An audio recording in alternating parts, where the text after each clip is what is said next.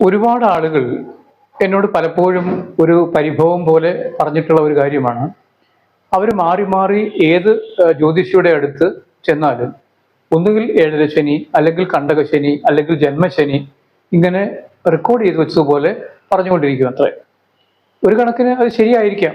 പക്ഷേ അത് ഈ ഏഴരശനി, കണ്ടകശനി എന്നൊക്കെ ഉള്ളത് നമ്മുടെ ജീവിതത്തിൽ എപ്പോഴൊക്കെ ബാധിക്കുന്നു എന്ന് സ്വയം നമ്മൾ മനസ്സിലാക്കി കഴിഞ്ഞാൽ ഈ ആശങ്ക നമുക്ക് വരില്ല. എന്ന് മാത്രമല്ല, ഇതൊക്കെ കണ്ടുപിടിക്കുന്നതിന് ഒരു ജ്യോതിഷിയുടെ സഹായം തേടേണ്ട ആവശ്യകതയുമില്ല.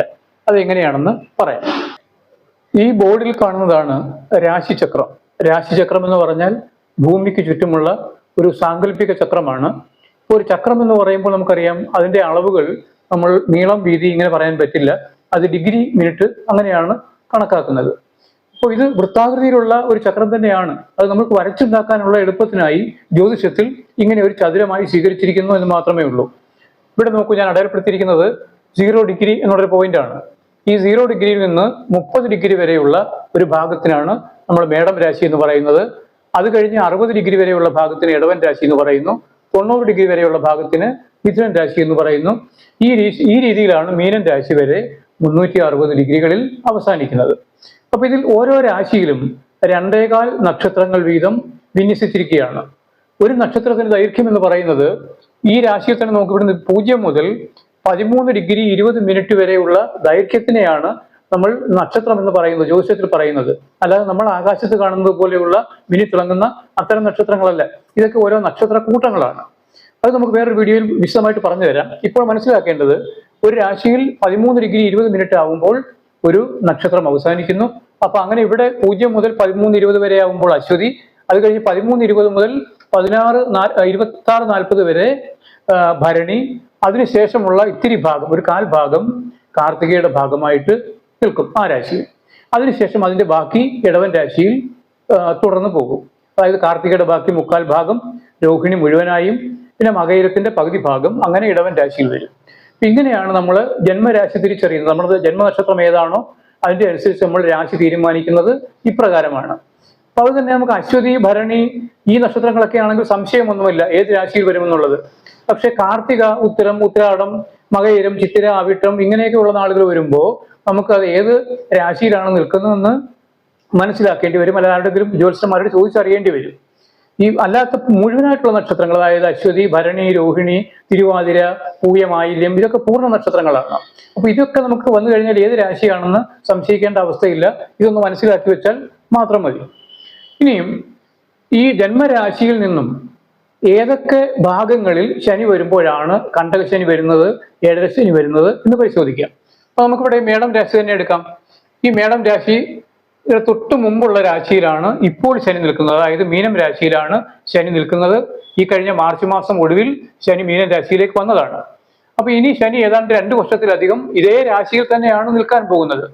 അപ്പോൾ ഈ മേടം രാശി നക്ഷത്രക്കാർക്ക്, അതായത് അശ്വതി, ഭരണി, കാർത്തികയുടെ കാൽഭാഗം ഈ നക്ഷത്രങ്ങളിൽ ജനിച്ചവർക്ക് ഈ മീനം രാശിയിലേക്ക് ശനി പ്രവേശിച്ച അന്ന് മുതൽ ഏഴരശനി തുടങ്ങി. അതായത് നമ്മുടെ ജന്മരാശിയുടെ തൊട്ടു പിന്നിലുള്ള രാശിയിലേക്ക് ശനി പ്രവേശിക്കുമ്പോൾ തന്നെ ഏഴരശനി തുടങ്ങി.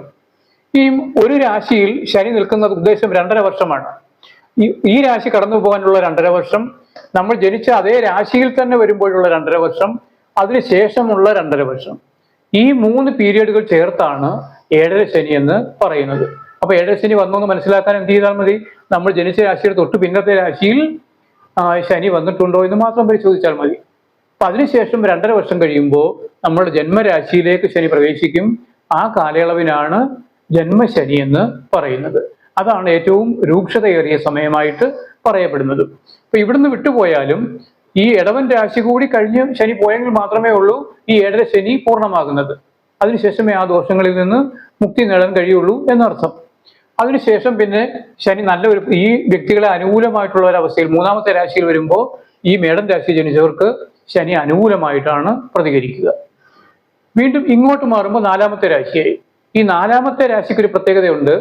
നമ്മളുടെ ജ്യോതിഷത്തിൽ കേന്ദ്ര രാശികൾ എന്ന് പറയുന്നത് 1, 4, 7, 10 ആയി വരുന്ന രാശികളാണ്. അത് ഏത് രാശി എടുത്താലും.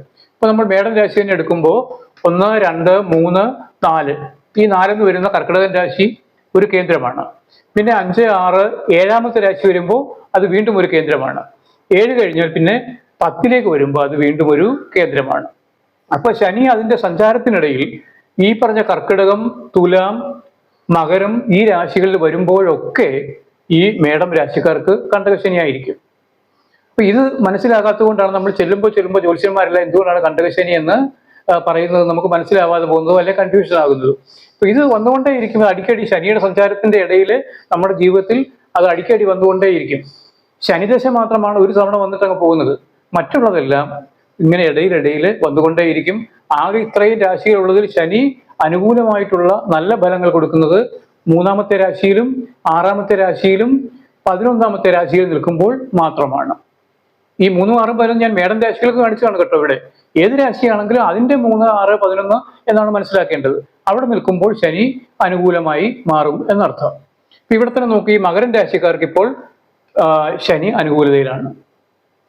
നമ്മുടെ കഴിഞ്ഞൊരു വീഡിയോയിൽ ഞാൻ ചൂണ്ടിക്കാണിച്ചതാണ്. ഈ രാശി എന്ന് പറയുമ്പോൾ ഉത്തരാടത്തിന്റെ 3/4 ഭാഗം, തിരുവോണം, അവിട്ടത്തിന്റെ പകുതി, ഈ നാളുകാർക്ക് ശനി ഇപ്പോൾ അനുകൂലതയിലാണെന്ന് പറയാൻ കാരണം ഇവിടെ നിന്ന് എണ്ണുമ്പോൾ, ഈ രാശി തൊട്ട് എണ്ണുമ്പോൾ 1, 2, 3 3ാമത്തെ രാശിയിലാണ് ശനി നിൽക്കുന്നത്.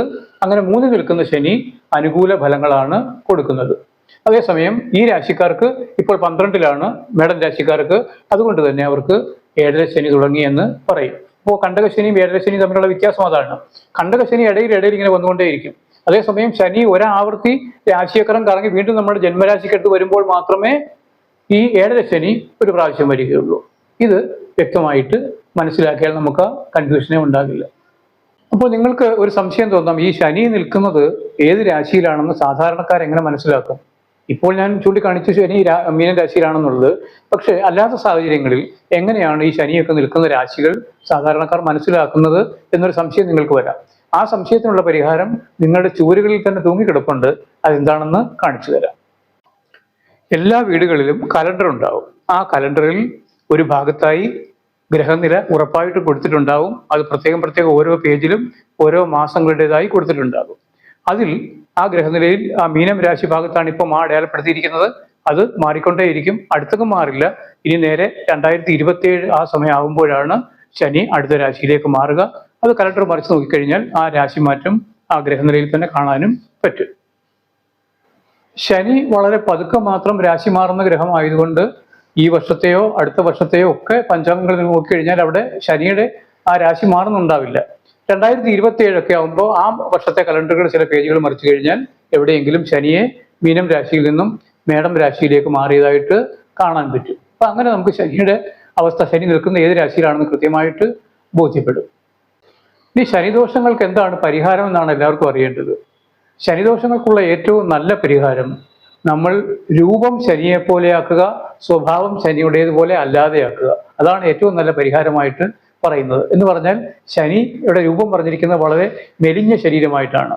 അപ്പോൾ നമ്മൾ നമ്മുടെ ശരീരത്തിലെ കൊഴുപ്പെല്ലാം കളഞ്ഞ് ശരീരം മെലിഞ്ഞതാക്കുക, ഭക്ഷണ നിയന്ത്രണം, ഇങ്ങനെയൊക്കെയുള്ള കാര്യങ്ങളിലൂടെ ശനിദോഷം ഒരു പരിധിവരെ പരിഹരിക്കാൻ പറ്റുമെന്നാണ്. കാരണം ശനി ഉണ്ടാക്കുന്ന രോഗങ്ങളും ബുദ്ധിമുട്ടുകളും ഒക്കെ വളരെ കൂടുതലായിട്ട് ഉണ്ടാക്കുന്നത്. അപ്പൊ അതിൽ നിന്നൊക്കെ മോചനം നേടാൻ നമ്മൾ ശനിയെ പോലെ നമ്മുടെ രൂപത്തിനെ മാറ്റിയെടുക്കുക. അതേ സമയത്ത് ശനിയുടെ മറ്റു ചില സ്വഭാവങ്ങളായിട്ട് പറഞ്ഞിരിക്കുന്നത് വൃത്തിയില്ലായ്മ, അലസത, ഇങ്ങനെയൊക്കെയുള്ള കാര്യങ്ങളാണ്. ഇത്തരം കാര്യങ്ങളെ നമ്മൾ ദൂരത്ത് വയ്ക്കുകയും വേണം. അപ്പോൾ ഒരേപോലെ രൂപം ശനിയുടെ പോലെ ആക്കണം, സ്വഭാവം ശനിയുടെ പോലെ അല്ലാതെയും ആക്കണം. അതാണ് ഏറ്റവും നല്ല പരിഹാരം. ഇനി അല്ലാതെ പരിഹാരം ചെയ്യണം എന്നാഗ്രഹമുള്ളവരാണെങ്കിൽ അവർ നവഗ്രഹ പ്രതിഷ്ഠയുള്ള ക്ഷേത്രങ്ങളിൽ പോവുക. ശനിയാഴ്ച ദിവസം രാവിലെ അവിടെ പോയി എഴുതിരി കത്തിക്കുന്നത് ശനിദോഷങ്ങൾ കുറയാൻ വളരെ ഉപകരിക്കുന്ന ഒരു സംഗതിയാണ്.